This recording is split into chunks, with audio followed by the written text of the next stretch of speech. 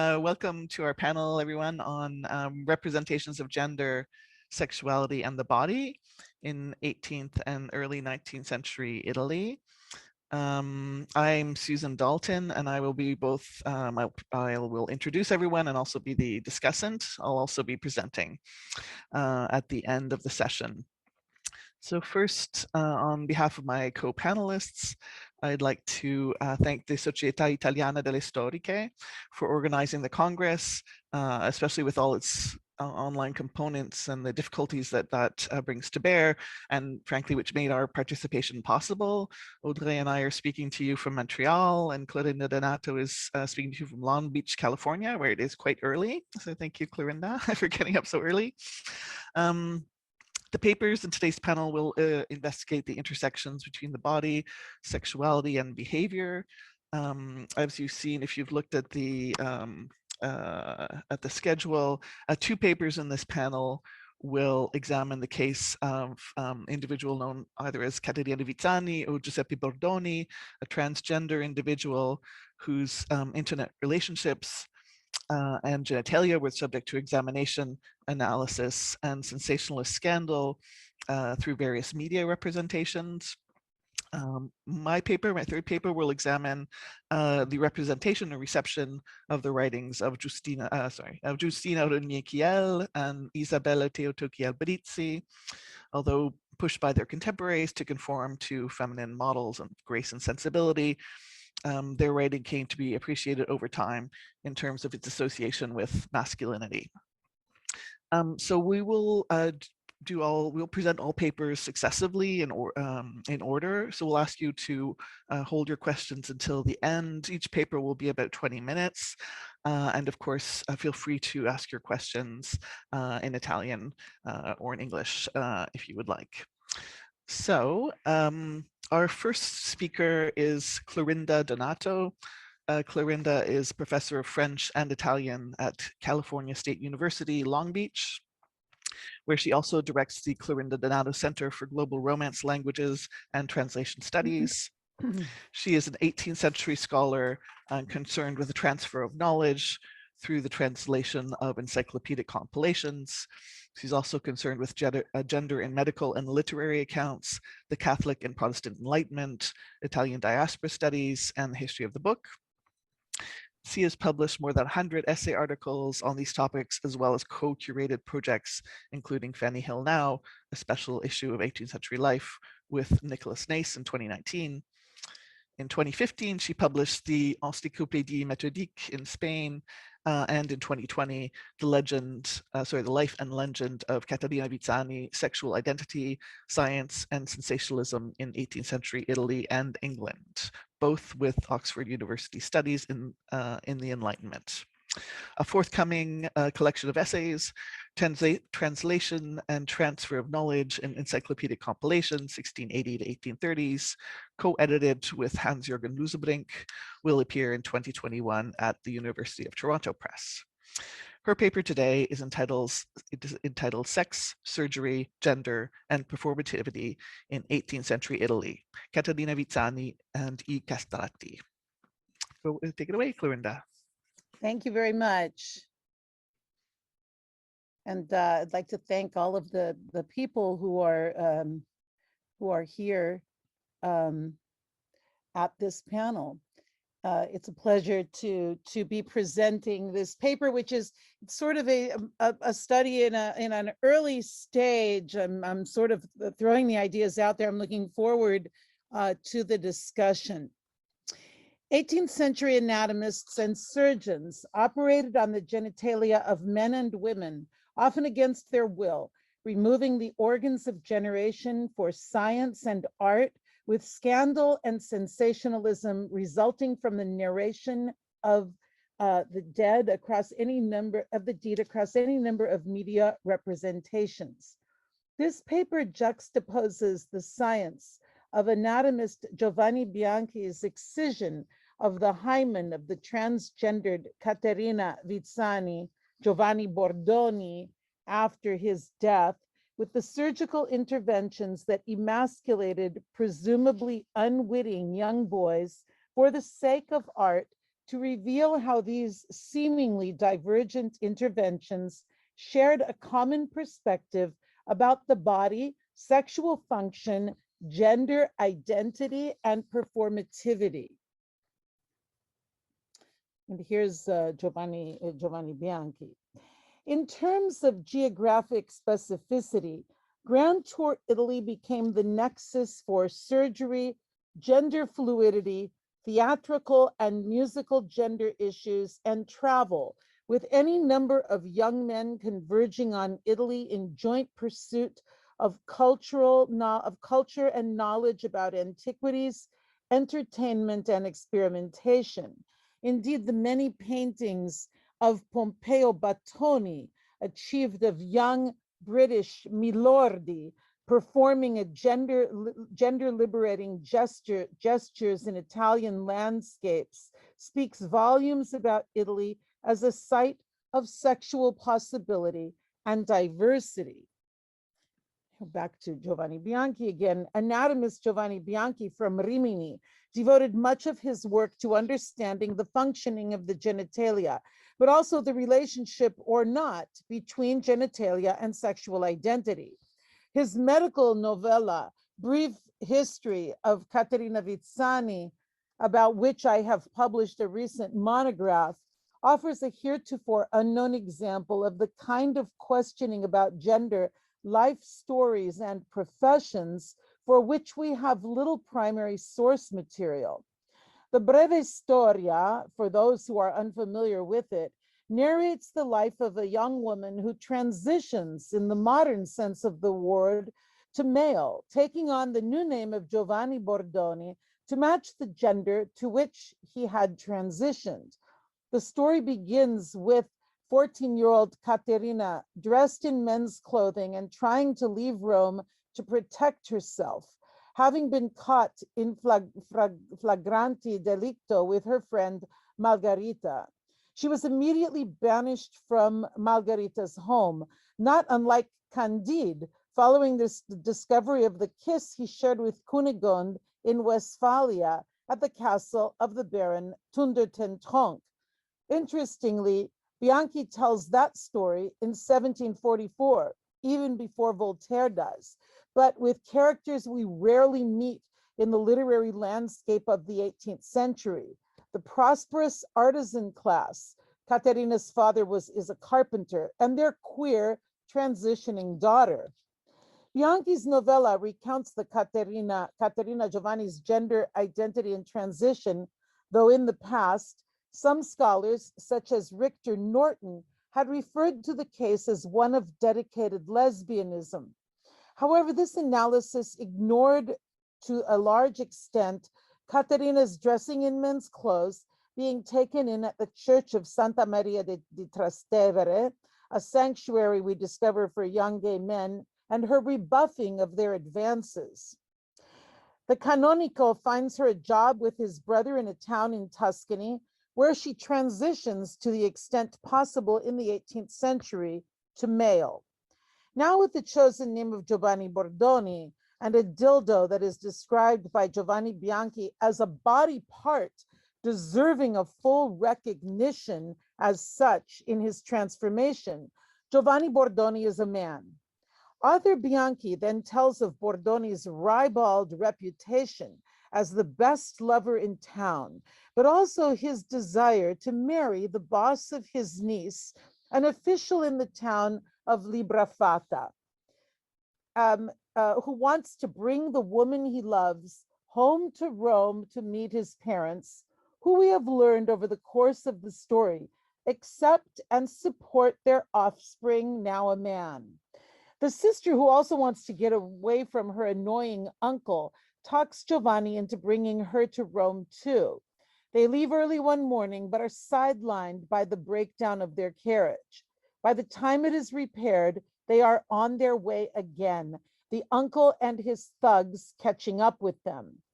One of the henchmen shoots Giovanni Bordoni in the leg. The same shot also wounds a young boy and a dog.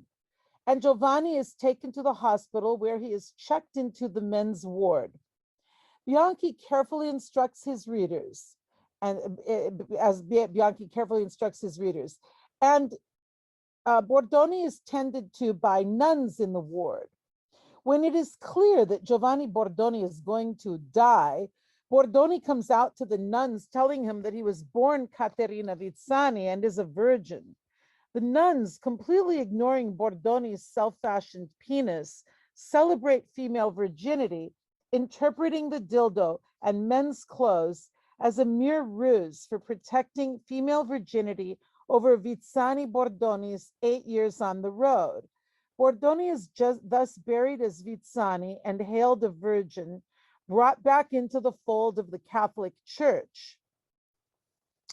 At this point in the story, Giovanni Bianchi, anatomist, writes himself into it as the doctor who performs the autopsy on Giovanni Catterina's body.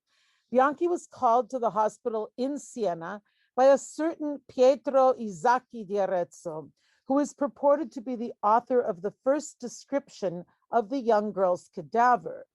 Of Pietro Isacchi di Arezzo's contribution to the story, it turns out he is the one who relates to Bianchi that the corpse is one of a young girl, on the basis of which he communicates to Bianchi that he has detected the virginity of the girl endowed with, quote, a beautiful hymen.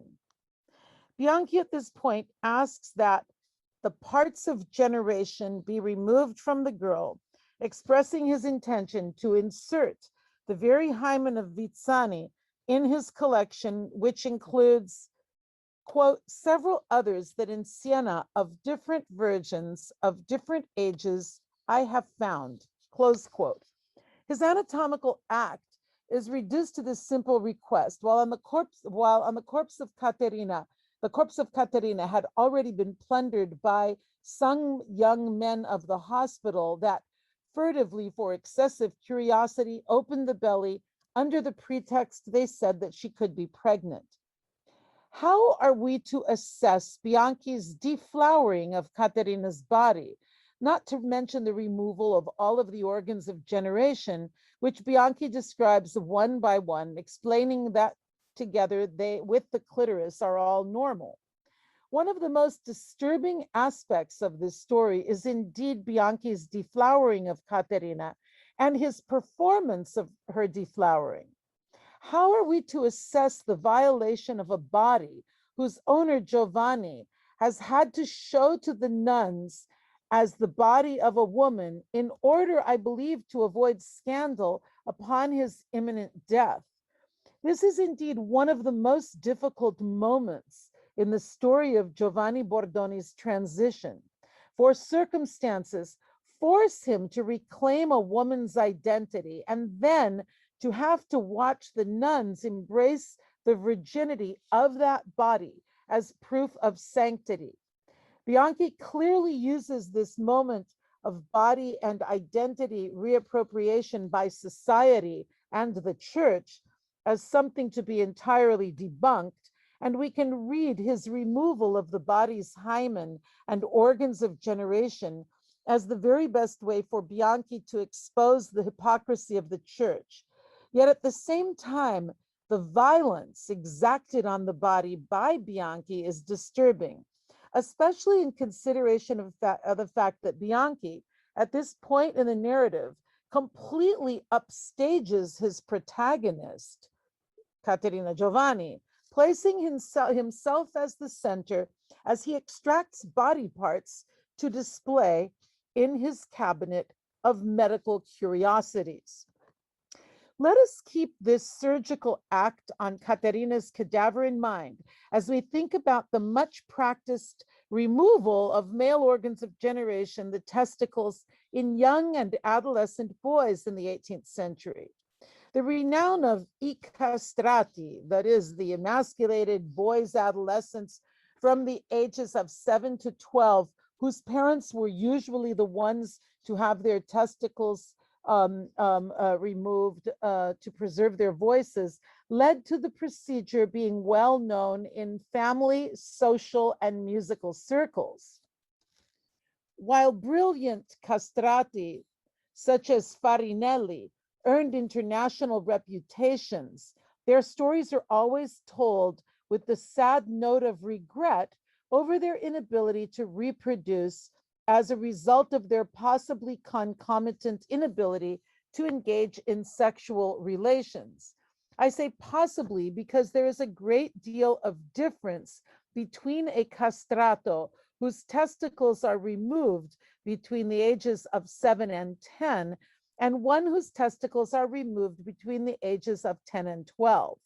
While much ink has been spilled over the many stories of castration to which parents subjected their young sons in the interest of serving the church and at the same time their pocketbooks, rare are the instances in which we have the opportunity to hear the thoughts of the young men themselves.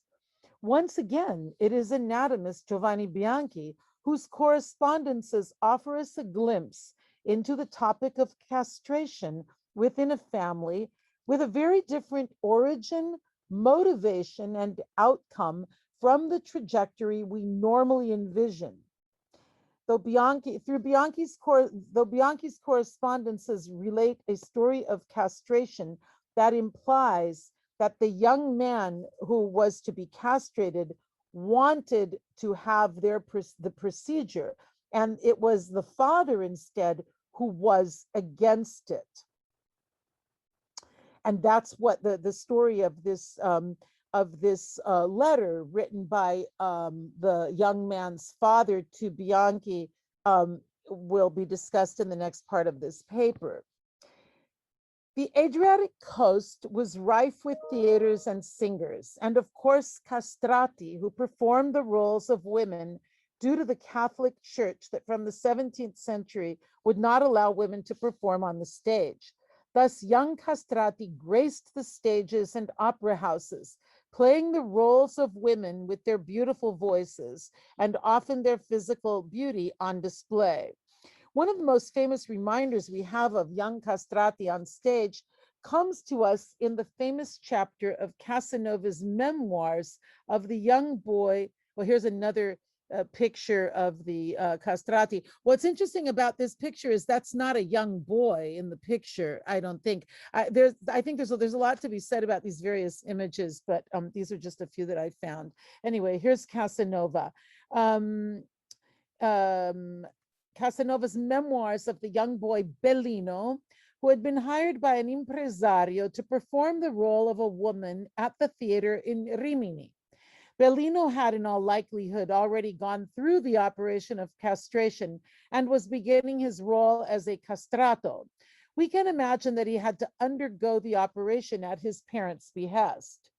As we find out in Casanova's telling, the real Bellino had actually died prior to his debut on the stage, and in order to maintain the income for the family, his sister, who resembled him, took over the job of singing on stage in her brother's place.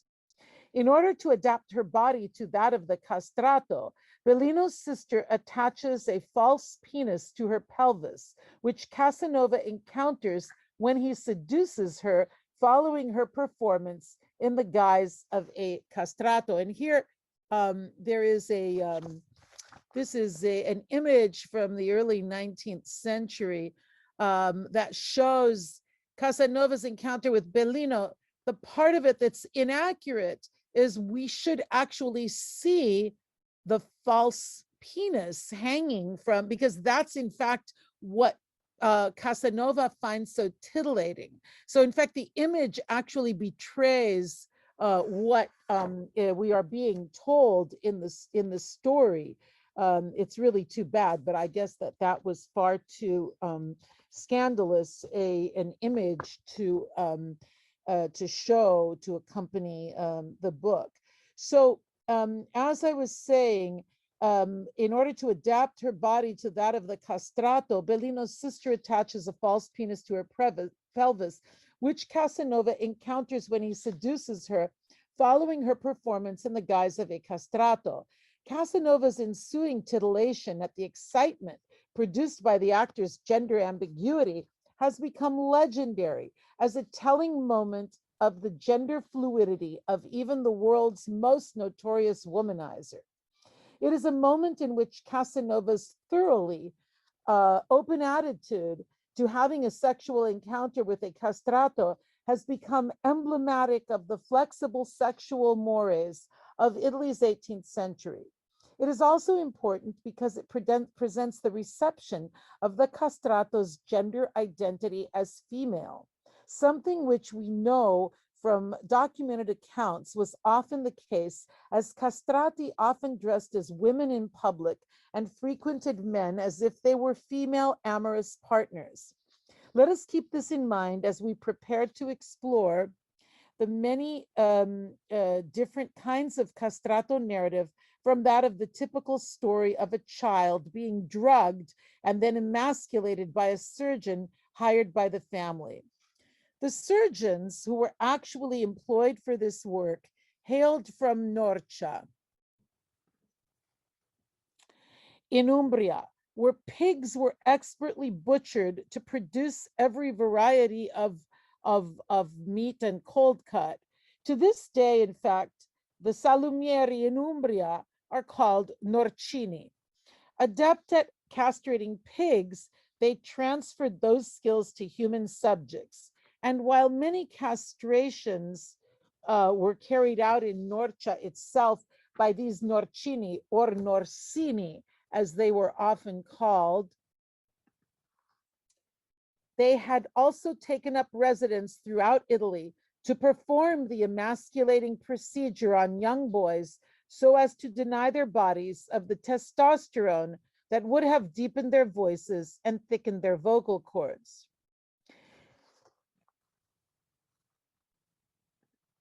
And here we have a picture of the Norcini at work on butchering pigs.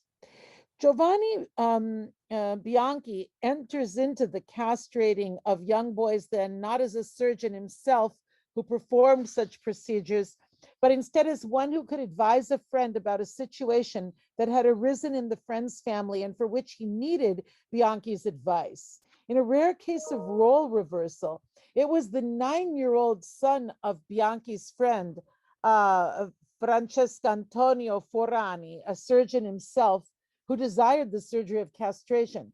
The boy wanted to be castrated in order to satisfy the ambition of a musical career proposed to him by a chapel master from Cesena against the wishes of his father, who knew the subject well, as the father was also a surgeon practicing in Cervia at the time. The boy had a beautiful voice, which he wished to maintain as he grew up, resorting to that practice for which his father, on September 25th, 1756, asked Giovanni Bianchi for clarification. Quote, "I have tried to impress upon my son the many arguments against castration that you have told me, but whereupon I had flattered myself that they had had their effect, I now see that they have not helped at all. Indeed, with even greater speed and passion, my son remains fixed and firm about being castrated, so much so that he protested to the master of the chapel of Cesena, who came to see him on the occasion that he was here in Cervia, saying that if I did not have him castrated, he himself wanted to perform the service, even though he knew the danger of death should he proceed as an untrained Norcino. Having heard this resolution, I asked the aforesaid master of the chapel if the boy would have a good voice. And he added that he had never found a 9-year-old child such as this one, with such an exquisite ear and such a perfect contralto voice, to which, with an artificial art, he combines the falsetto without any inconvenience, saying that he will surely be a good musician, all the more so since he has the liveliness of an honest spirit, and therefore he advised me to have him castrated in the coming May, so that the boy would not have to come to a harmful resolution. When I heard of all this, I promised him that by the next May I would have made every effort to console him, and I had to do so also to console his mother, who feared that the boy would come to the aforementioned resolution by himself." And so we know, so close quote. And so we know that since the boy was 9, there was only 1 more year remaining in order to obtain the best result for the operation, one with that have also halted the development of the penis, therefore rendering him incapable of having and maintaining an erection, a point we shall revisit later on. Forani explains to Bianchi that he knows the best Norcino is in Bologna. He is worried, however, about the expense of the operation, as well as the expense of putting his son up in Bologna for the duration of the healing. He wanted to perhaps send for a Norcino who was in Faenza, but he feared that he might not be as experienced as the Norcini from Bologna. He wanted to know if Bianchi was aware of a competent Norcino in Rimini, perhaps, that he could turn to in an effort to contain the costs. Forani had also consulted the primary physician of Senigallia, a certain Battaglioni, who informed him that the Norcino Salimbeni, quote, is a very expert subject in performing the operations of castration, close quote, but he didn't know where he now lived. 2 years later, in 1758, the child would like to enter the chapel of the Franciscans of Assisi, but there is no opening there until 1760. So Forani tries to direct him to Ravenna. We do not know anything about the operation, but the plan to send him to the chapel allows us to think that it took place successfully, and the story here of the young son of the surgeon Forani allows us to make some considerations that go beyond the central topic here. So as we said, the Norcino is commonly a castrator of pigs. There's also another town in Umbria, Preci, where this kind of castration took place. There's even a Museo della Chirurgia di Preci. And here are the surgical instruments that were used. This is a place near Viso, where the Preciani came from, also known for their skill in butchering pigs. So these 2 places furnished many of these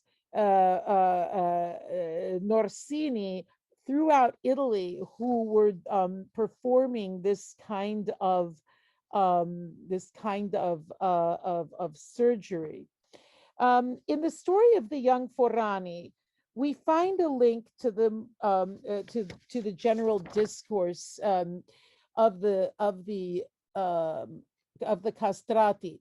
But what is important is that it is a child who expressed his will and desire to be castrated. The father wants to protect him from that execrable and proud misdeed, to use the condemning voice of Giuseppe Parini from the Ode La Musica. And Parini and many other authors made many observations of a moral nature about this misdeed that changed men into monsters, as they said. An error of vice and infamy that was equated parents to barbarians. But what is interesting here, as I said, is that it is the young boy who wants to submit himself to the procedure, even after having been warned about what it entailed in great detail by his father, a surgeon, bolstered by the arguments made by Bianchi. Here's my question. Is it possible that Forani's son wished to undergo the procedure with an even greater passion after he had heard from his father the warnings against it, because he was suffering from body dysmorphia and wanted to be a woman, or as close as he could come to being a woman?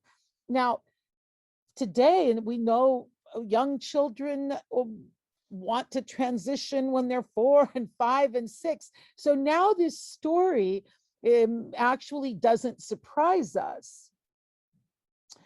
Bianchi's warnings to the father certainly outlined for the boy the loss of his male procreative ability, the development of breasts, the shrinking of his male genitalia, the very physical changes that come about when one takes hormones in preparation for gender reassignment surgery today. Here, the limitation of testosterone would bring about changes in the body that would make it more feminine, a prospect that must have pleased the young boy to the horror of his mother and father. Indeed, boys who were cut before the age of 10 grew up with feminine features, smooth hairless bodies, budding breasts, an infantile penis, and lack of sex drive. He was warned, but so adamant was he that he threatened to perform the surgery on himself. The surgery consisted of making a deep cut to the groin from which the cordon and the testicles were extracted. Cordons were tightly tied before cutting and sometimes cauterized to avoid deadly bleeding from sperm arteries. There was no anesthesia, only laudanum. Lack of sterilization often caused infections and death. The young boy was willing to endure all of this to change his body forever. We know that the father would ultimately send his son to Bologna for the operation, the most expensive place to have it, pay for him to stay the duration. Now, and as we know, he probably began his singing career in the church, but if he had been super successful, he may have actually abandoned the church choir for singing in the opera. Opera houses had been built everywhere following the building of the first in Venice in 1637. Opera and lucrative stage careers siphoned off many castrati from the church. The demand for castrati continued to grow, and it is now believed that castrations took place all over Italy to fill the need. With Bologna, one of the sites where the most successful surgeries took place, and from which castrati were recruited and exported. In society, they blended in with women, for they dressed like women and looked like women. And though it has never been explicitly studied, I am proposing that they identified as women and might be considered as transgendered men transitioning to women through the surgery that preserved their voices, but also transitioned them to womanhood. We should not underestimate the magnitude of the phenomenon. As Charles Burney, English musician and historian, found as he researched where these operations took place in the 18th century in Italy, he discovered they were taking place everywhere in the peninsula. Yet there was a great deal of clandestine activity. He had a really hard time pinpointing the places, but the market was extensive, with thousands of boys castrated each year. And we can turn to 18th century compilations as well to chart the extent of the popularity of the surgery and the castrati. In the VIII Encyclopedia, we find 3 articles documenting the phenomenon: castrati, castration, and eunuch. So here we see this is the one of the schede from my own research on the VIII Encyclopedia. This particular article, Eunuch, was written by De Felice himself. De Felice and Giovanni Bianchi were good friends. We should, and they often corresponded about matters of sexuality. We also have the article Castration. It wasn't a signed article, but these are long articles. This is 5.5. These are in quarto volumes. This one is 12.8 columns. That's a pretty long article. And the article, that would be a topic of another whole paper. But what's interesting is the detail that they go into, much more than the Encyclopedia. And then we also have the article Castrati or Castrato, talking about the singers. And this is an article that's 4.7 columns long. So as I said, the managing editor of this encyclopedia was Italian, operating out of Switzerland, where he went in exile, following a stint of 6 months in hiding under a pseudonym at the home of his friend Giovanni Bianchi in Rimini. De Felice was clearly in tune with the demand for castrati and the importance of giving them a prominent place in the Encyclopedia di Verdun. In closing, I would like us to think about the similarities between Catterina Vizzani, Giovanni Bordoni, and the castrato, especially from the point of view of the surgeries and cuttings they endured in their lives, and the role of surgeon sex and performativity, and also transitioning. I've only just begun to think through these matters, and I welcome our discussion. Thank you very much. Thanks so much, Clarinda. Thank you. So we'll move along with the presentations now, and maybe we'll have a larger discussion at the end. So our next speaker is Audrey Martel-Dion. Audrey is the recipient of a Vanier Canada Graduate Scholarship provided by SSHRC, our federal funding agency here in Canada. Audrey is currently completing her master's degree in history at the Université de Montréal. She's interested in gender and queer history, especially in Western Europe. And her paper today is entitled The Parallel Discourses of Female Homoeroticism in 18th Century Italy. Go ahead, Audrey.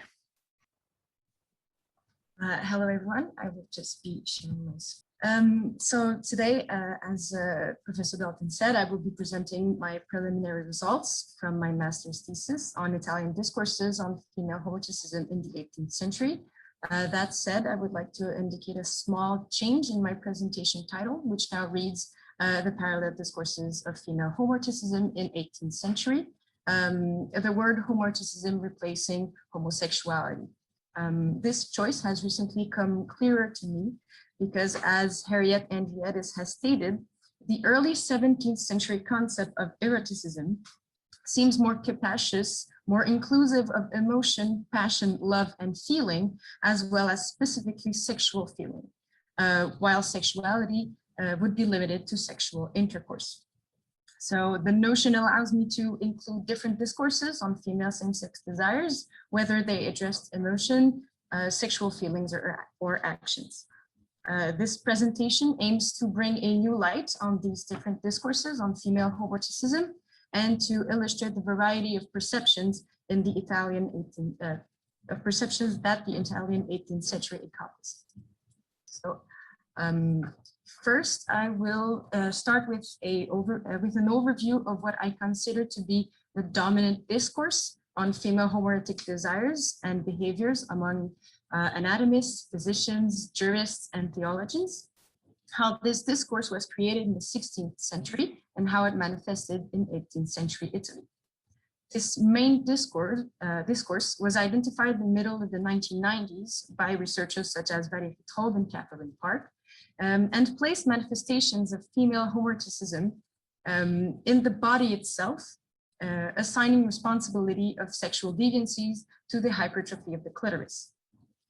However, by exploring the very special case of Giovanni Bordoni and his autopsy by the Milanese anatomist Giovanni Bianchi, it is possible to highlight the existence of other discourses, placing homoerotic desires in the mind rather than in the body. One such discourse can also be found in religious texts, such as Alfonso de Guardi's Theologia Moralis from 1763. Thus, I aim to demonstrate how these parallel discourses on homoeroticism allows us to think about female same-sex desires outside of the bodily structure paradigm, and in so doing, further our understanding of past queer lives.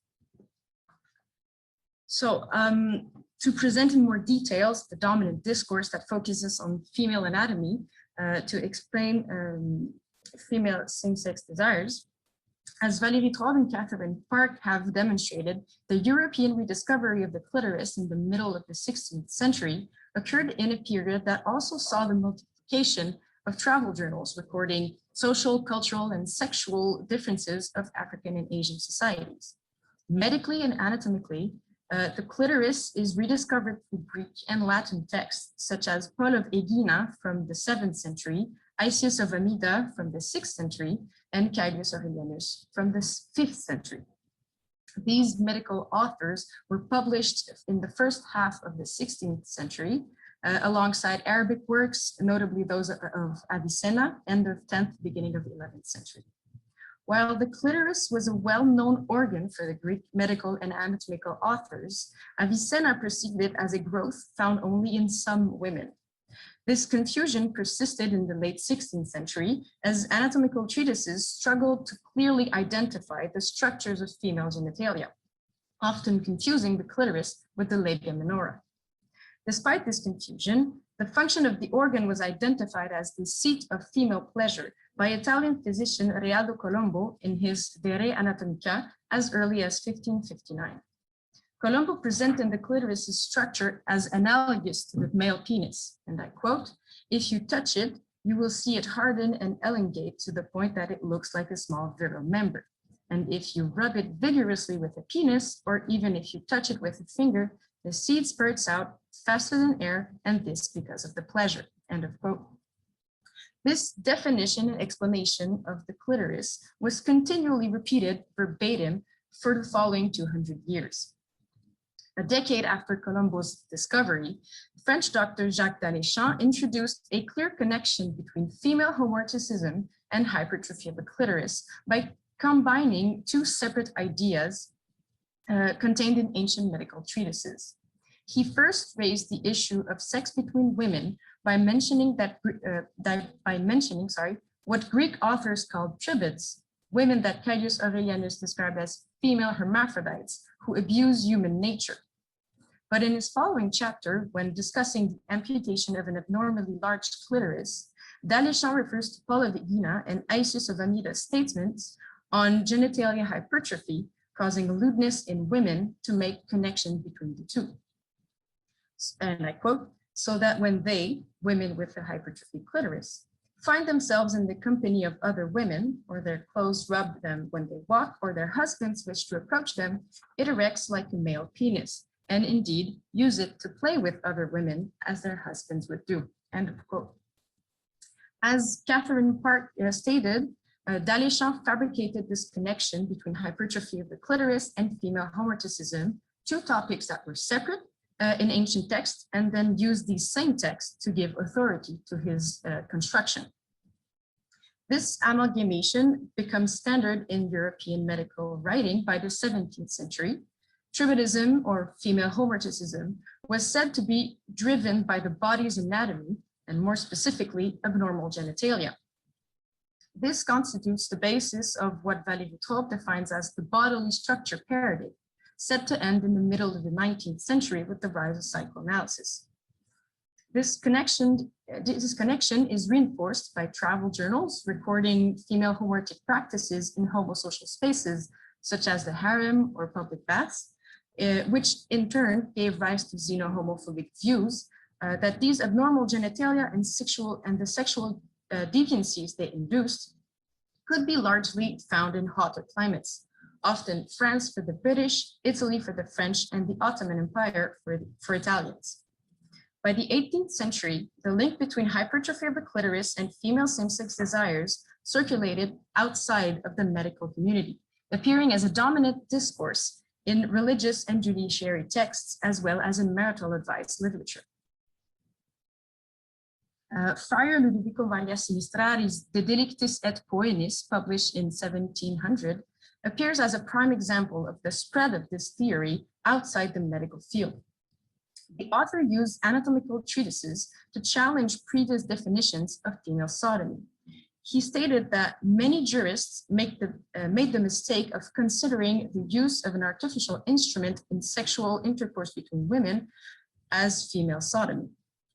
To remedy this mistake, Sinistrari attempted to synthesize theological, juridical, and medical treatises up to the end of the 17th century to suggest a systematization of sexual sins and their according penance.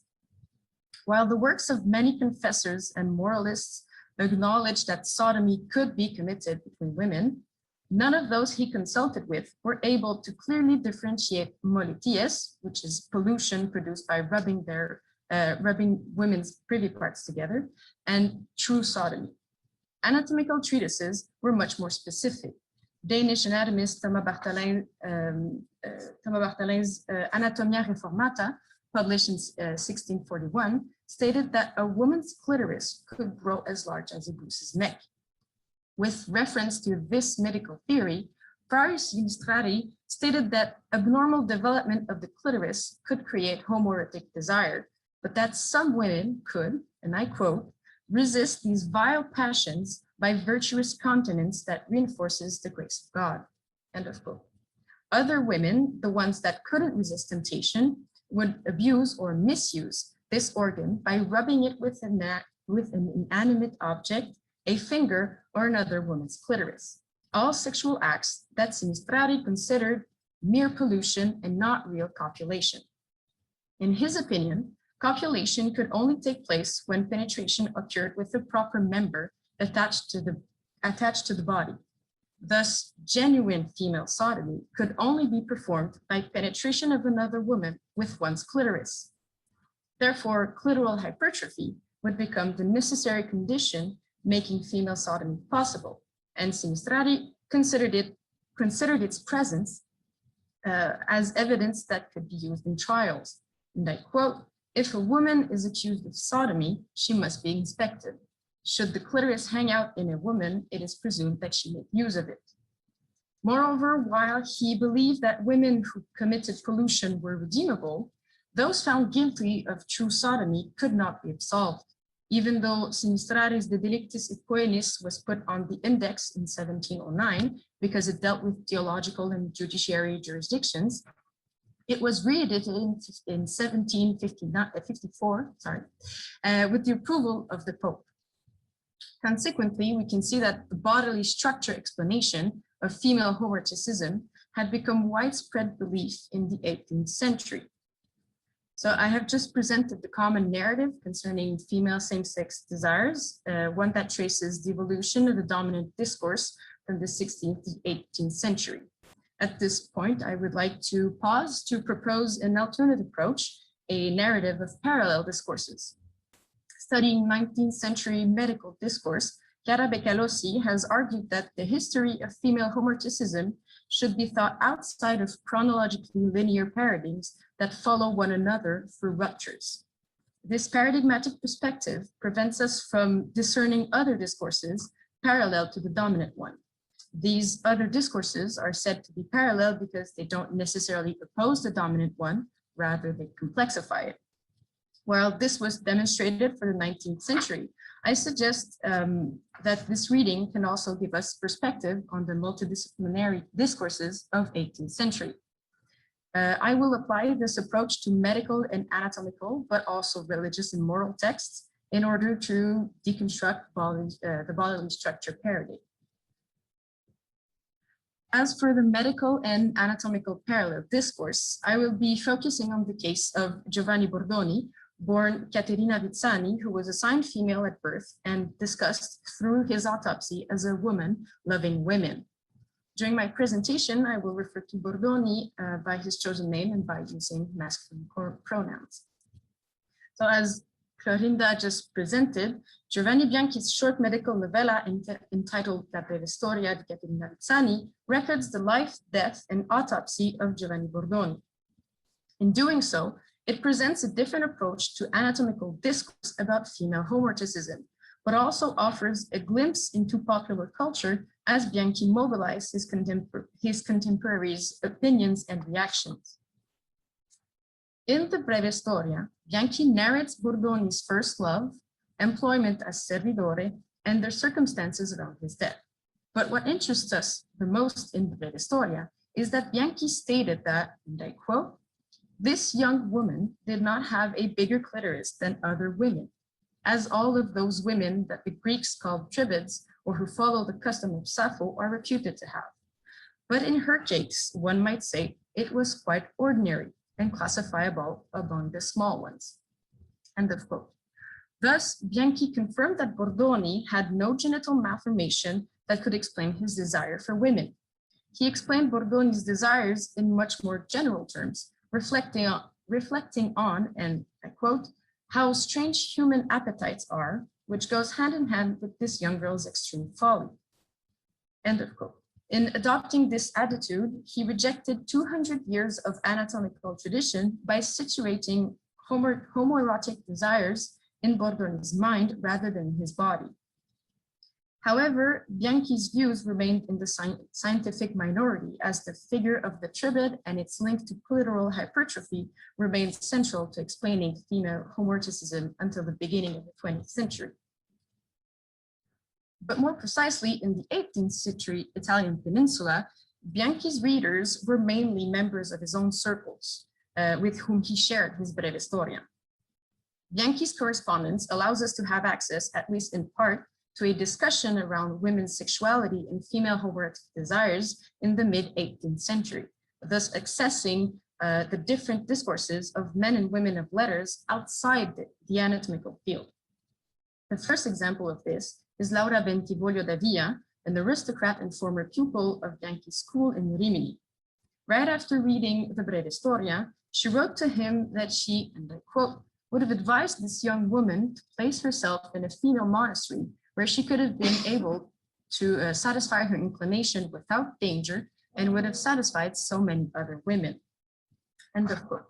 She also claimed to have read the novella to the Marchesa Angelilli, who, along with her servants, marveled at Bordonis' inability to imagine the appropriate place in their society for such behavior, the convent rather than the road.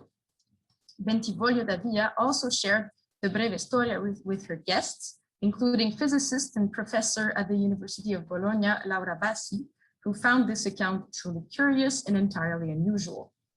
Later, Bassi wrote directly to Bianchi, sharing her own reaction, which, as Paul Finland states, reflected a more conventional attitude towards the norms of female behavior.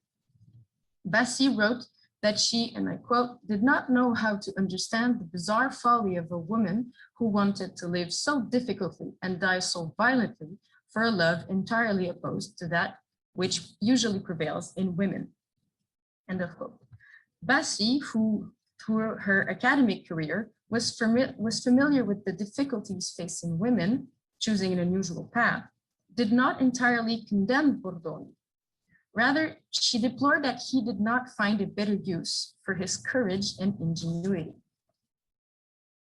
The last reaction that attracts our attention is that of Ludovico Antonio Moratore, librarian of the Esti Dux of Modena, who described Bordoni's case as curious and rare. He also pointed out that, and I quote, one understands well enough that she loved those of her sex, with the lasciviousness advertised by our theologians as most contrary to nature. He also wondered, how did she, while talking and sleeping with men, never feel aroused by that other appetite, which conforms to her same nature? Or perhaps she was aroused. End of quote. Thus, although Moratore called Bordoni's behavior unnatural, he did not question the normality of his genitals and instead subscribed to the theory of human appetites mentioned by Bianchi.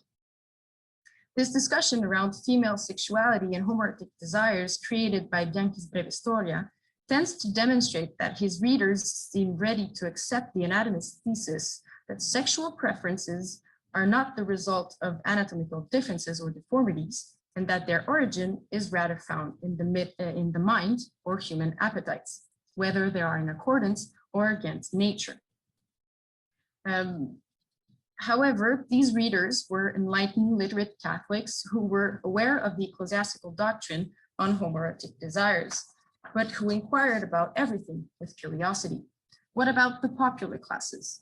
The Breve Storia also allows for an incursion in the perception of non-literate circles through the testimonies of Bordonis family that Bianchi collected. Indeed, to trace the beginnings of Bordonis' life, the doctor quoted the words of his father, reported by the canon of the Church of Santa Maria nel Trastevere, when the latter confronted the father with his son's disgraceful reputation while in the service of Ludovico Maria Pucci, Librataras Podesta. Pietro Vizzani defended his son by affirming that he had always been like that, a donaiolo, or womanizer. And when the canon persisted in his condemnation of the family's morality, the father defended himself as a parent by affirming that his son was in fact his daughter. These interactions reported by Bianchi demonstrate that Bordonis family was aware of his attraction to women and of his masculine identity, but above all, that they accepted him as such and supported him in his life choices. Some family members even went to visit him in Montepulciano 2 years before his death, while he was working there in the service of Pucci. It is interesting, however, to note that Pietro Vizzani, Bordonis' father, stated that, and I quote, "At a very young age, his son had had a protrusion in his female parts like a strawberry and had therefore been inclined to love women," which demonstrates that anatomical and medical knowledge also trickled down to the lower classes of society. Even though Bianchi refuted the presence of a growth in Bordonis' genitals, this deformation had not led to a clitoridectomy or any other intervention by the family, which suggests that genitalia and desires seen as against nature did not influence Bordonis' family's understanding of him. This normative discourse of against nature was developed in the medical treatises, but also and above all in the religious literature on female homoeroticism, which also suggests the limited influence that such theological judgment had among non-literate lay population. As we saw earlier, the 18th century opened with Sinistrati's stark condemnation of women's sexuality based on the appearance of their genitals. The second half of the century saw Alfonso de Guardi's great systematization of Thomistic thought, in which he addressed male and female sodomy together. Indeed, in his Theologia Moralis, first published in 1763 and re-edited multiple times during the 19th century, the Neapolitan bishop recalled that Aquinas condemned sodomy as a carnal conjunction with the undue sex, indebitum sexum, that is, man with man and woman with woman. De Guardi then went further to state that men and women were guilty of the crime of sodomy as soon as there was affectus for the undue sex, because thoughts and willingness that accompany the act were aggravating factors. Even though De Guardi mentioned the emission of female seed by the active woman and its suction by the passive woman's uterus, he did not refer to abnormal genitalia as a cause or symptom of homoerotic desires or as a means to accomplish the crime of sodomy for women. Both male and female sodomy were then equated as condemnable on the basis of affectus, which places the origins of the sin in the sinner's mind and emotions rather than in their body. Thus, among theological and moral texts in the 18th century, parallel discourses diverged in the role they accorded to the body and mind in determining homoeroticism.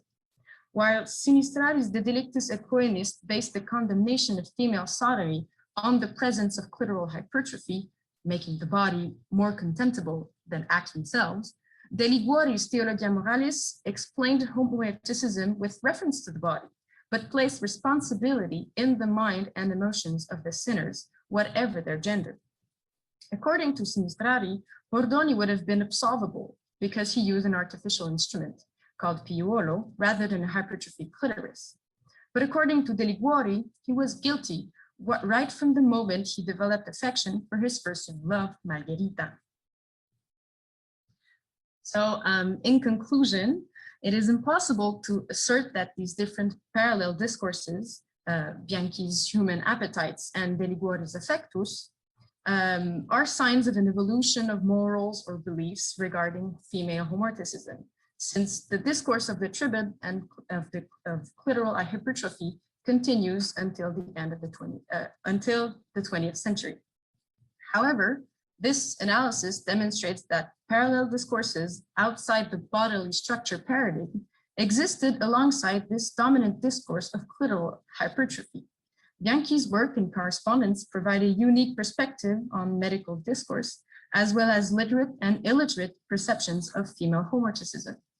It suggests a tolerance or even acceptance of Bordoni both as a man by those around him and as a woman with homoerotic desires by Bianchi and his readers. De Guardi, for his part, demonstrate that even religious discourse is multifaceted given the number of theologians that address the issues of the perversion of human morality. This analysis is consistent with Chiara Becalos's work on the medical discourses about female homoeroticism in the 19th century, demonstrating that underneath the dominant discourses and paradigms, there are parallel and distinct voices that are just waiting to be heard. So I'm reaching the end of my time. Thank you all for your attention. Thank you. Thank you so much, Audrey. So we're at, well, 12 here in Montreal, so 6 in Italy. So moving right along, I'll just, I'll finish up with my paper. I'll just tell you a little bit about myself. So my name is Susan Dalton. I'm currently an associate professor of history at the Université de Montréal. My research is focused on salon sociability and women's authorship in France and in Italy. My first monograph, Engendering the Republic of Letters, came out in 2003. In addition, I've written a number of articles on Isabella Teodosi and Giustina Renier-Michiel, including in 18th Century Studies and the Women's History Review. And I'm currently putting the finishing touches on a monograph concerning Alberici and Renier-Michiel and their intellectual circles at the beginning of the 19th century. So the title of my talk today is Women Worthies, Ascriptions of Masculinity to Exceptional Women Writers in Early 19th Century Italy. So it's my turn to share my screen.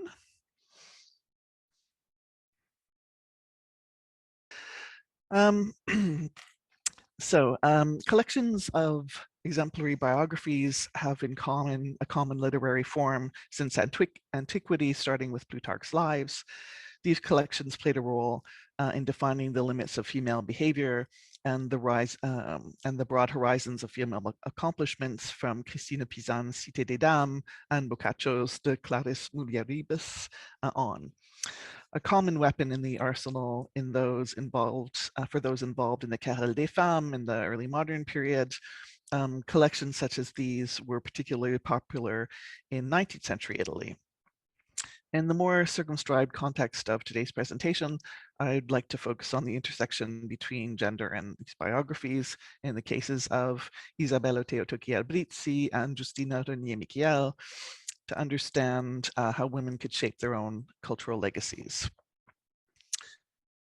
For those of you who don't know them, Isabella Teodosi and Giustina Renier-Michiel were Venetian salon hostesses and authors, active from the late 18th century to the early 19th, a period in which Venice underwent many changes in political regime, from independent republic ending in 1797 to occupation by French and Austrian forces, and then to integration into the Kingdom of Lombardy-Venetia under Austrian control during the Restoration. Teodosi and Renier-Michiel began publishing their diverse writings, which took the form of translations, history, art criticism, and theater criticism around 1800.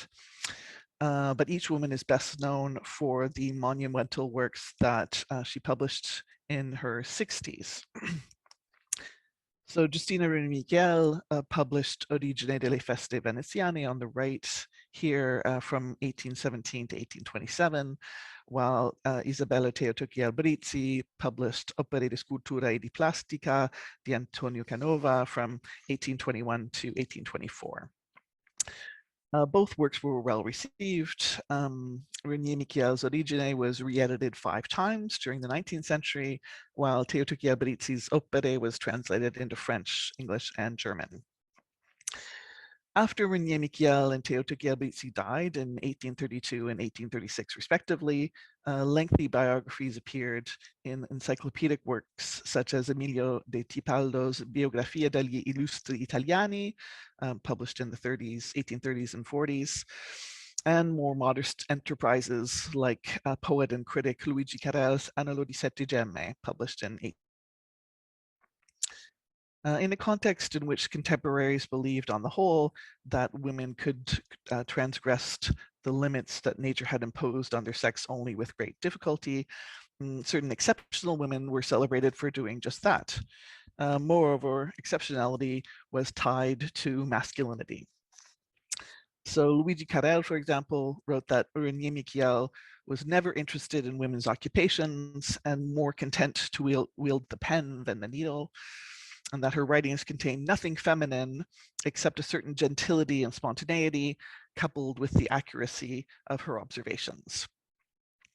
Regarding Teotoki Abrizzi, Carrera wrote that something very similar. Although she was dedicated to her children and her father, she showed little enjoyment of domestic chores. So this understanding of both women, it's standing at the border of gender normativity, demonstrating certain womanly qualities while neglecting others, draws on a long-standing tradition of describing exceptional women, those who somehow managed to rise above what was considered female weakness and frivolity, those characteristics typical of female behavior, although not so far as to compromise their femininity. And just to give one example, so in 1812, Bianca Milesi's biography of Maria Gaetani Agnesi, so Milesi lauded Agnesi for her first-rate knowledge of mathematics, on par with the greatest minds of her time. And yet she also noted that Agnesi was graced with good looks, evident in her brown hair and eyes and her soft and eager lips.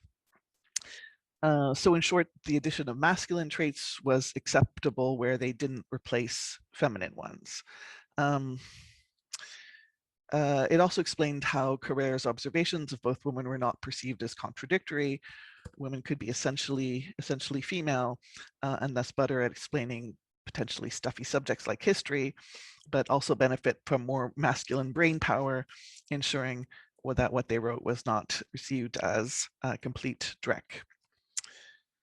Having said this, masculine traits worn or assumed by women were not always viewed with approval.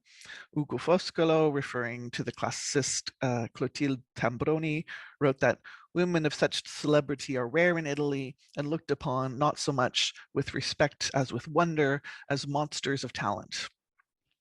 Nor are they privileged against the inexorable pains and penalties of ridicule. Given this divergence of opinion, one may ask under what conditions women could take on the intellectual acumen associated with men. And here I want to run through a number of factors relatively quickly, but focus mostly on publishing. So I just want to start with saying social status certainly had a role to play. Both women that I study are well connected. Renier Nichiel was the granddaughter of the penultimate Doge of Venice and the niece of the last Doge of Venice. Teotoki Abrizzi was married to, in her second marriage, to State Inquisitor Giuseppe Abrizzi in 1796. So social status clearly had a role to play, but I would say that intellectual networks were also at play. Both women were fortunate enough to socialize with leading literary figures in the north of Italy, the same men that they received in their salons. So Ugo Foscolo and Ippolito Piedemonte corrected the writings of Isabella Teotoki Abrizzi. Melchiorre Cesarotti did the same for Renier Nichiel.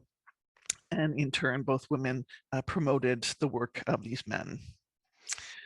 I would think that age, I want to hypothesize that age also constituted a significant factor. And if anybody would like to comment on this, I'd be happy to receive your thoughts on it.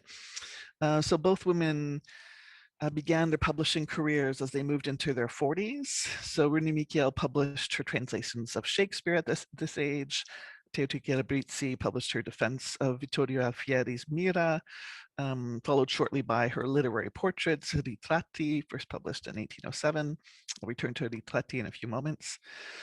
So it seems to me that having met social expectations through marriage and parenting children, each woman acquired more freedom as they entered middle age, an age relatively devoid of social expectations for women. The last factor I'd like to focus on, and here I'll spend a little more time, are developments in the publishing sector.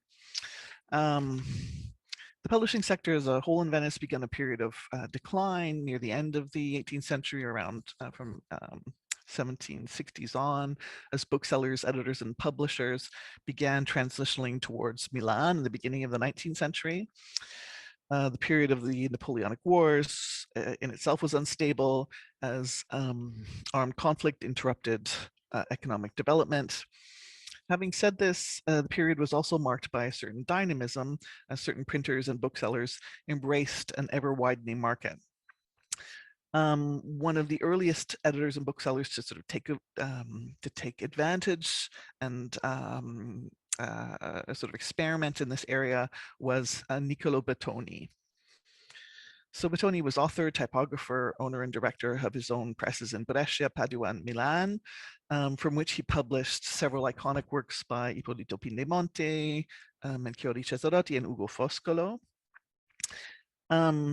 His printing enterprises were often dogged by either financial woes or mismanagement, but he made a mark on the Italian literary landscape as the publisher of works of reference, translations of classical texts, and various collected biographies, to name only a few.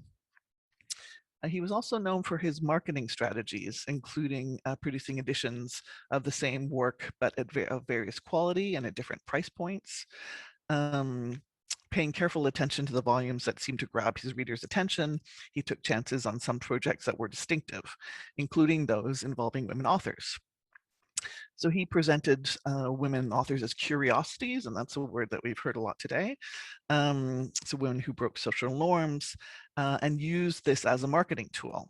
So for example, in announcing his Galleria d'Uomini Celebri di tutti I tempi e di tutte le nazioni, Bettoni promised that subscribers would receive a gift fascicle containing 10 lives and 10 portraits of illustrious Italian women. Similarly, Bettoni offered portraits of Teresa Bandantini and Virginia Catellani for free as compensation for the late arrival of the gifts he had promised to subscribers of his Ritratti di Illustri Italiani Viventi. In addition to using women's portraits as gifts or compensations to a public primarily interested in men's lives, Bettoni also specifically targeted a female reading public. In his announcement to his Vite e Ritratti di Donne Illustri in 1815, he wrote that the collection would offer cultivated and agreeable women an inexpensive and easy means to decorate their gabinetti. In the same advertisement, he recognized, almost as an afterthought, that this collection might appeal to many men who would take pleasure in being able to admire the countenances of celebrated women from ancient and modern times. When placed in an international context, it became clear that Bettoni was capitalizing on a particular interest in the success of women writers in the late 18th and early 19th centuries. The most famous example, I think, being Germaine de Staël, and in the French case, Stéphanie de Genlis. Inspired by existing collections of women worthies, Bettoni proposed to go a step further. In addition to presenting the biographies of illustrious women together in his Vite e Ritratti di Donne Illustri, he proposed that each biography be written by a woman, the illustrations be designed by a woman, and each portrait be dedicated to a lady he admired. The subjects of the biography included Sappho, Angelica Kauffman, Christina of Sweden, and Mary Stuart. And even if the authors of these biographies weren't identified, his first wholly female collection would be as much a celebration of Italian women contemporaries who wrote the text as those of the other nations who featured in them. All Bettoni needed to succeed was to find the women to write the biographies. So as the publisher of the Ritratti in 1807, he already knew Teotokia Brizzi. She appears to have been among the first women he thought of, given that she composed one of the only two portraits that featured in Bettoni's 1812 collection of biographies, that of poet Vittoria Colonna. Bettoni must have made use of his literary networks to find the others. Ippolito Pindemonte knew that Silvia Costoni Versa would be writing the life of humanist Isotto Nogarola, and Giustino Reni Michiel was recruited to write the biography of Marie de Rabutin Chantal, the Marquise de Sévigné. The fact that the identity of the authors, these female authors, was an open secret meant that participating in the project increased their notoriety. Moreover, having been chosen to participate suggested that the authors constituted a group of women worthies themselves. So they functioned sort of as a mirror image of those that they celebrated in print. This was especially true for women who were both authors and had biographies dedicated to them, as was the case for Teotokia Brizzi. The collection arrived at a propitious moment in the careers of both René Michiel and Teotokia Brizzi. When they published their first works at the very beginning of the 19th century, they were known primarily for their prominent positions in Venetian society. But 10 years or so later, when they published Vitae, they were well on their way to becoming primarily known as authors. So the biographies gave them an opportunity to further hone their craft as they reflected on the writing process for women. As Andrea Camillo has noted, Teotokia Brizzi saw a kindred spirit in Colonna and justified both her writing and love life through the comments she made on the poet's life. In her biography of Sévigné, René Michiel reflected on the nature of historical sources and the importance of analytical distance that she would use in writing her A History of Venetian Festivals. In the years that René Michiel and Teotokia Brizzi were preparing the definitive editions of the monumental works that for which they would best be known, they were solicited to participate in Bottoni's enterprise, and their participation confirmed their status as established authors.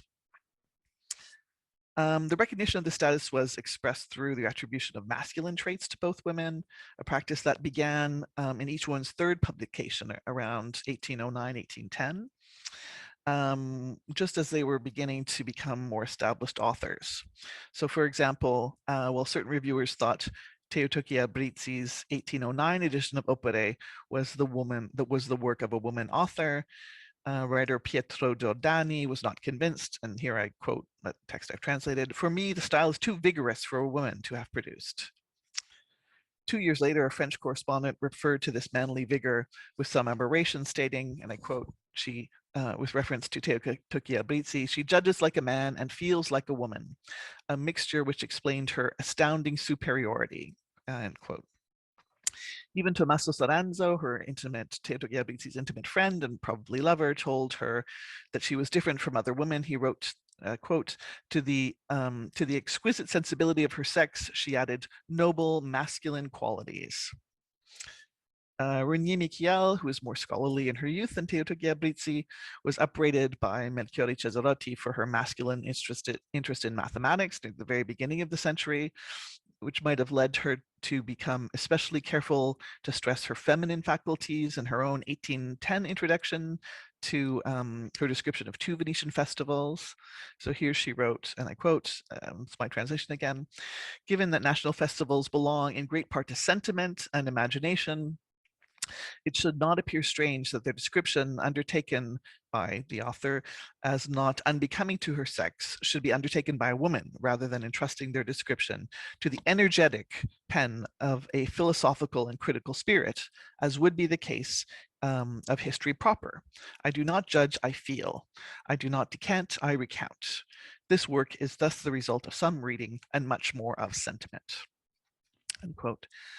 In addition, René Michiel continued, she would eschew festivals which had political significance, focusing rather on those linked to Venetian mores. Of course, her introductions didn't determine the way in which she was read, and she was routinely associated with masculine traits even in these years. So a review of her Saggio, that's her 1810 publication, not only situated her among other celebrated female women of letters of the former Republic, but recalled her as an Amazon who had defended Venice against Chateaubriand, making reference to her 1806 defense of Venice. Moreover, refuting her own introduction, the reviewer wrote that René Michiel wrote with energy, demonstrating a philosophical and critical spirit, all code words for masculinity. The creeping assumption of authority led both Teotokia Brizzi and René Michiel away from Letteratura Amena, a sort of shorter, lighter type of publication, towards the creation of more serious monumental works. Rather than simply providing diversion, both aimed to bring together knowledge on their chosen topics in one multi-volume collection. Teodoro Ghialbrizzi's descriptions provided one of the most complete catalogues of Casanova's work in existence, uniting engraved images with descriptions. René Michiel pursued the same objective with her history of Venetian festivals. So the definitive version of her work contained descriptions of 41 festivals varying in length between 10 and 30 pages. And contemporaries thought that she had hit the mark in her desire to create a lasting work. One reviewer noted that René Michiel had produced, I quote, a monument that would very certainly survive the ravages of time more than marble or bronze. Although these works weren't received as works of erudition, both reflected the status that the women held as exceptional women authors who combined just the right amount of masculine and feminine traits to make their work both readable and informative. Their ability to assume traits gendered masculine and the literary authority they conferred was facilitated by a number of factors, including age, social status, intellectual networks, and developments in the book trade, which provided publishing opportunities, cementing both women's status as women worthies. Thank you. So we finished now the publication, the presentations. And so we're open now for questions or comments. You can write in the chat in the question and answer if you would like. Perhaps while we're waiting to see if anyone has any comments, we could perhaps start some things out, start a discussion ourselves. I had maybe just sort of a comment or question that both for Clarinda and Audrey. You know, a lot of your work highlights the importance of the work on anatomy, and I was wondering if you see any sort of links with the anatomical work that was being done by, you know, the women anatomists also in Italy in the 18th century. Was something very particular about the Italian context and consideration of anatomy, or are they sort of separate stories? Something you want to address? I mean, I can say a few words about that. No, I don't necessarily think they're separate stories. I mean, one of the things that is, again, so fascinating about the history of anatomy and anatomical research in Italy in the 18th century, again, is its polycentric nature. So we tend to focus on Bologna, maybe, of course, but there is lots of anatomical work and modeling going on from Palermo to Naples to Milan, and so it's the same thing that you know, you have with the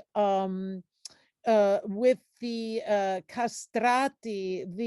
At first, it's always been told that the castrations were taking place in Naples. That seemed to be, and that all of these poor Neapolitans were sending that's not true at all. It was taking place all over Italy, providing this incredible, meeting this incredible market demand. And it also makes you, that's why it also makes you wonder that this was so widespread that it's not surprising that some of the subjects of castration must have had an opinion about it, that's why I found the declaration by the son Forani so fascinating. But I would say that the anatomical situation in Italy is particularly interesting and widespread because of the relationship between anatomical research and surgeries and this kind of social and entertainment aspect in the opera houses. So it's much more public than it is in other places because of this direct relationship between the body and the performativity of the body, I would say. Thank you. I don't know if Audrey wants to address that.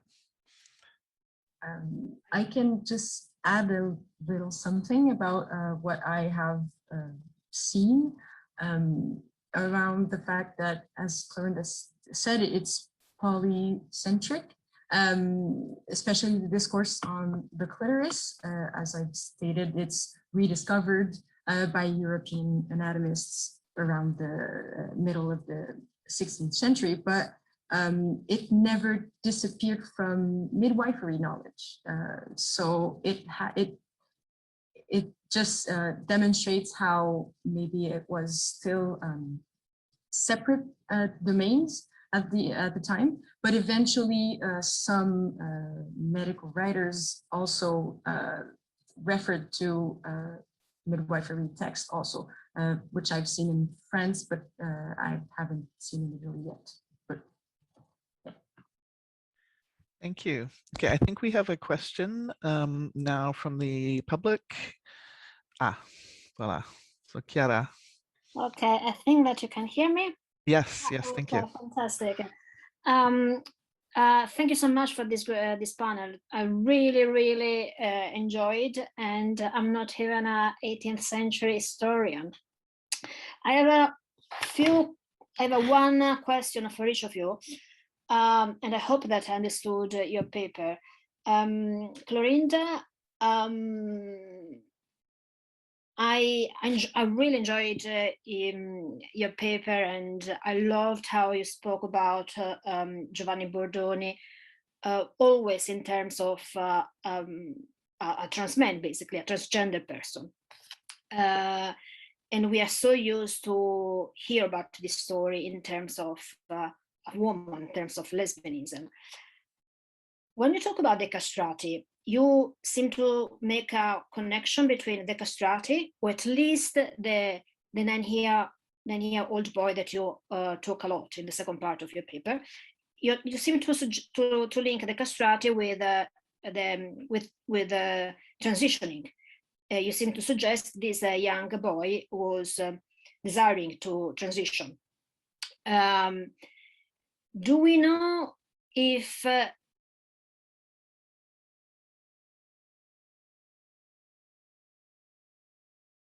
So I think we have a problem with the sound. Oh, sorry, we've lost that. Sorry, Chiara, we lost the last little. Okay, I was sorry, don't know what happened. Yeah. Were there any castrati that in adulthood decided to transition? I mean, they decided to wear women's clothes and appear in public wearing women's clothes. Audrey, I love that you use some letters written by women by remember Laura Bassi, and I think that's very original. Perhaps I'm pushing it too much. Do we have records of women who actually wrote about? I mean, Laura Bassi speaks about female same-sex desires in other women. Do we have records? And this would be really interesting to know. Do we have records of women who speak about their own same-sex desires, or at least same-sex desires of women that are close to their intimate circles, I mean, their friends and so on? And finally, Susan, are these women, these famous women you're talking, were they accused of being lesbians? Thank you. And Yeah, thanks. I hope that my questions were not too confused. I had a very long day. No, thank you so much for those. Perhaps Clarinda, would you like to start? Yes, that's a great question, and of course that's exactly what I'm suggesting, that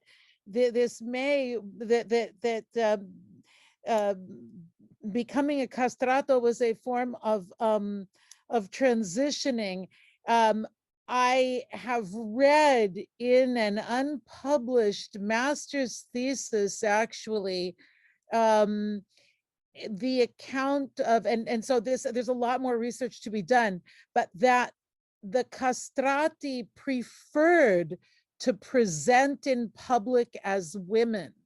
They dressed as women. They also tried to exaggerate the female traits of their bodies. For example, the breasts. This is especially so. This is another point that I think is really important. There's a kind of a difference between the castrati that were castrated before the age of 10, and the ones like Farinelli, who were actually already in adolescence. They seem to choose presenting as men, but the younger ones seem to prefer presenting as women, and they pass as women in society, and they have relationships with men. So, you know, there's clearly a lot more work to be done in trying to look at castrati biographies, etc. I mean, that's a great question. Like I said, this is really kind of just beginning, but I think it's really worth looking at. You know, we're always looking at the castrati, again, with a very traditional discourse. Their parents forced them to do this. They were very unhappy people. That doesn't seem to ring true to me in the things I'm looking at. They're actually participating in in the diversity of gender roles and presentations of gender, and presentations of and in a sense of transitioning to womanhood. So thank you very much for that question. That's exactly the direction I'm trying to go in. Audrey, would you like to? Yes, thank you for your question. Sadly, I do not have a very clear image of the correspondence yet, because I've been stuck in Montreal for the last year, but I am going to Italy this summer, and I will hopefully be more able to examine correspondence. As of for now, I haven't seen any testimonies of women expressing their own same-sex desires, or someone in their own circles.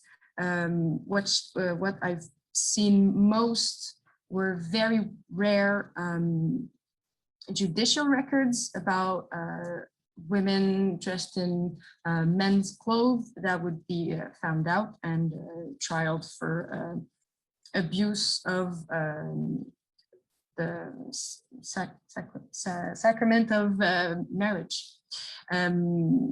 I don't know if that's how you say it in English, sorry. So it is very hard to find these sources, but maybe eventually in some correspondence there will be indications of it, but I don't know yet. Thank you. And as for both these women being accused of being lesbians, not that I've seen at all. I mean, I have a pretty extensive knowledge of their correspondence, mostly correspondence, you know, written to them amongst this sort of circle of sort of literary men. I mean, the most I can say, it doesn't really speak to this question specifically, is there really I mean, what comes out to me is the gap that exists between the sort of norms of feminine behavior that are applicable to other women, and the exceptions that are made for these women that are in their circles. But you know, both women are very careful to underline specifically in their introductions, even in their monumental works, how they've played by the rules, right, to a certain extent. That, you know, these that these publications are written for their children, even if their children are adults at this point. So really they're sort of performing their femininity. And with Teotuki Albrizi, I'm just thinking as I'm speaking, I mean, in her descriptions of kind of a sculptures, they're sort of interesting because on the one hand, quite often she identifies with the matronly figures, so the motherly figures in the sculptures, but there are moments in which she expresses female desire vis-a-vis some of the male sculptures too. So yeah, that's all I can say to that topic. Thank you. Thanks for the question. Is there any other questions in the chat? Any other questions that people would like to ask? I don't know if Clarinda or Audrey have any other comments. Yeah, I actually have a few questions or comments. Audrey, I really enjoyed your paper. I love the way that you are working with these other sources. I think you're really on to something very important.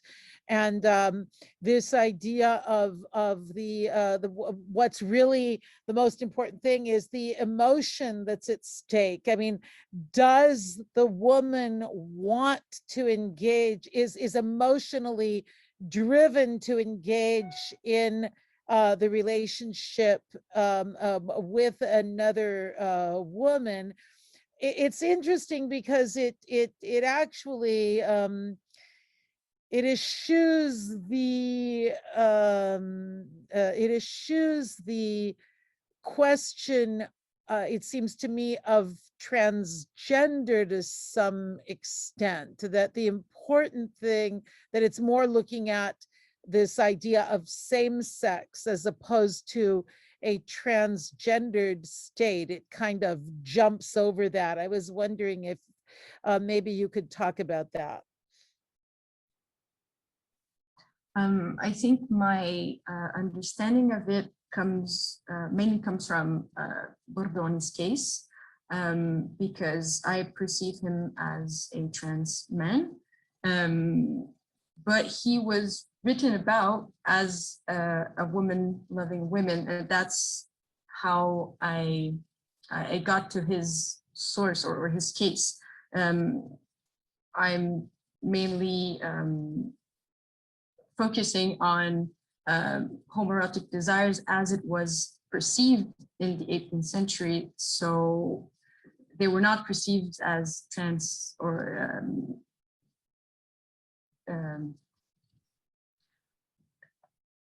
I don't think they could have been perceived as trans as we hear it, as we understand it today, because it's not terminology that existed simply.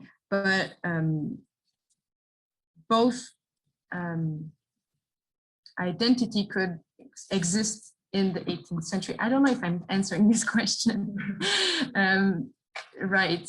I mean, I actually think that it's so it really kind of revolves around the issue of transgenders. So, I mean, my reading of Bordoni and I think of Bianchi. I mean, I have some doubts because of the way he treats the body at the end. I find that really problematic. It almost flies in the face of everything else he's doing in the narrative, right? But I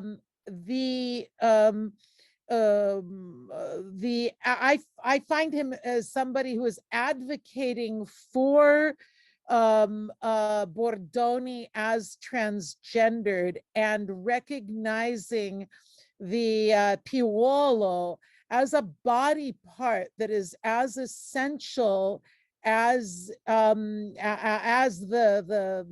hymen, for example. And he's always trying to make that case, which I find incredibly, forward thinking. Like it doesn't matter whether it's, this leathern contrivance, as Cleland calls it. It's part of Bordoni's body that it makes Bordoni is a man for all intents and purposes. So I guess that and so I I'm wondering if we find any ideas about the transgendered status. I mean, possibly not. It's almost easier to just kind of skip over it and to look at dildos as a means of sexual pleasure, but not looking at them as a body part that is actually part of a transgendered transitioning mentality. I mean, obviously, I think there's a lot more research we have to do there. So that was, I was wondering if what you think of that, or if there's really a case. It's a lot easier to consider them lesbians, right?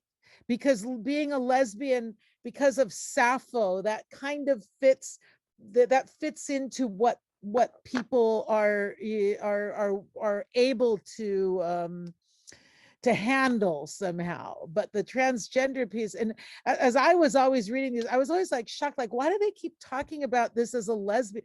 This is not what's going on here. But it seems to me that's almost like it's a default. It's much easier to accept a lesbian than it is a transgendered person. Yeah, I think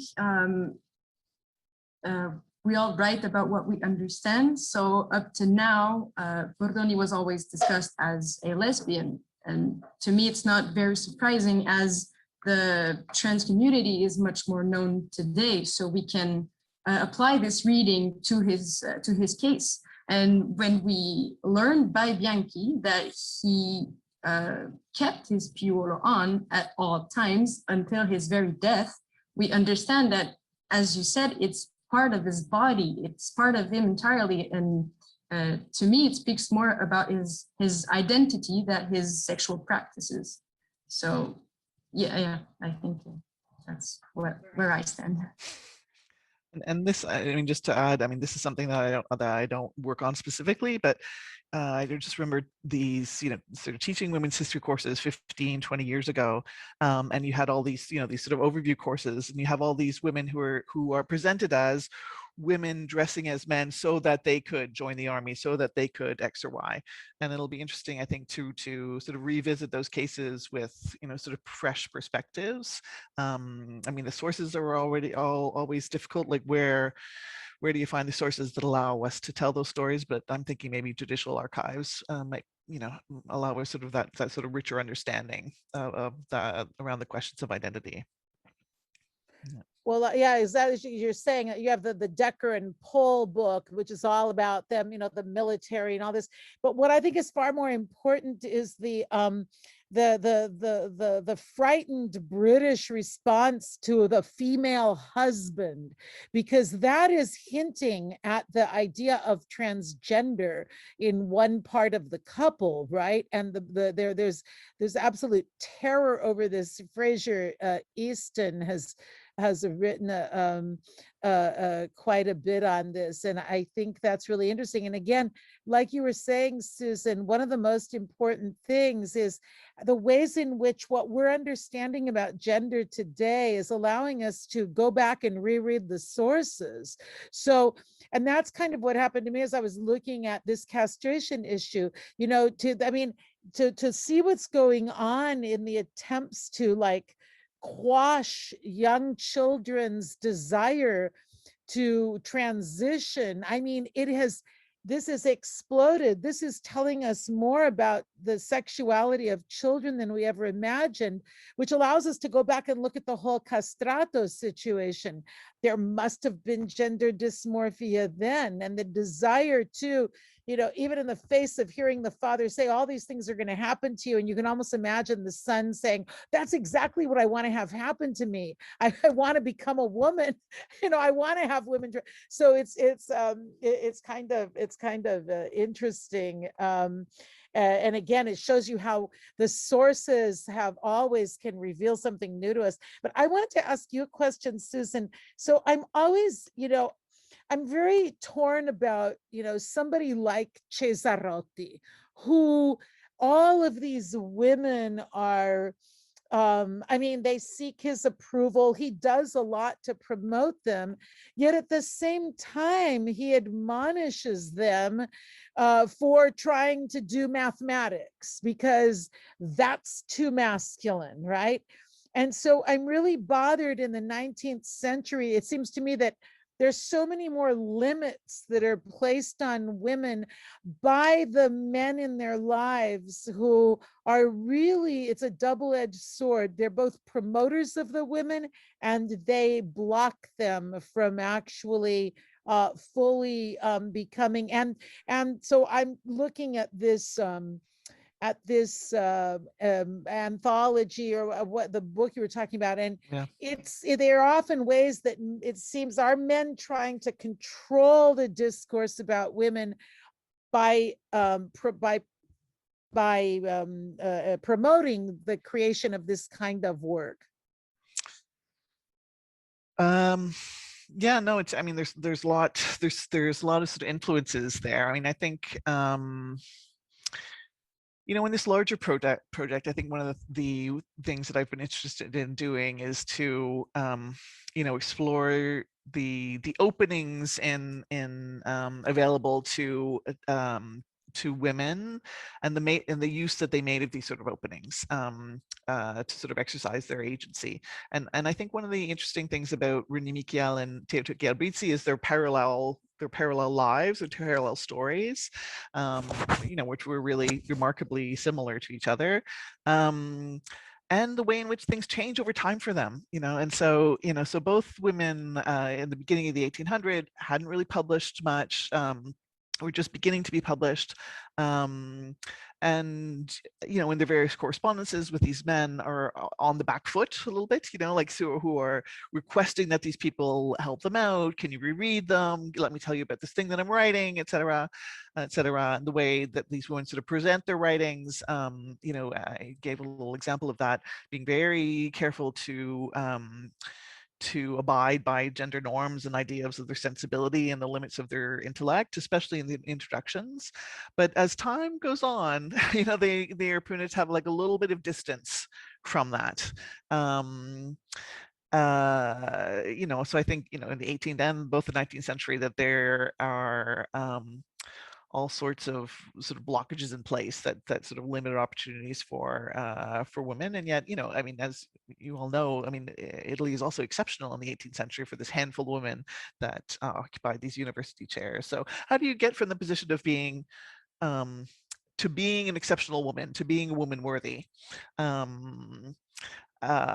You know, as I said, I think that for these men that surrounded them, they were willing to make exceptions for the women that they knew, because of their social position and their sort of integration in the world of letters. Yeah, I mean, there's always sort of you know, a number of factors that are in play, but I thought the really interesting one was how the women themselves could sort of play on this interest for women curiosities in order to cement their own authority. Yeah, thank you. Well, I think there are just 10 minutes left, and I think in Europe you've had a longer day perhaps than than we have already. I don't know if there's anything left that you would like to, anybody would like to say. Well, if not, let me just thank everyone. Thanks to the public for being with us and for listening and asking your questions. Thanks to my co-panelists. This is really a session that I enjoyed. And I wish that you enjoy the remaining days of the conference. Okay, thanks very much. Bye.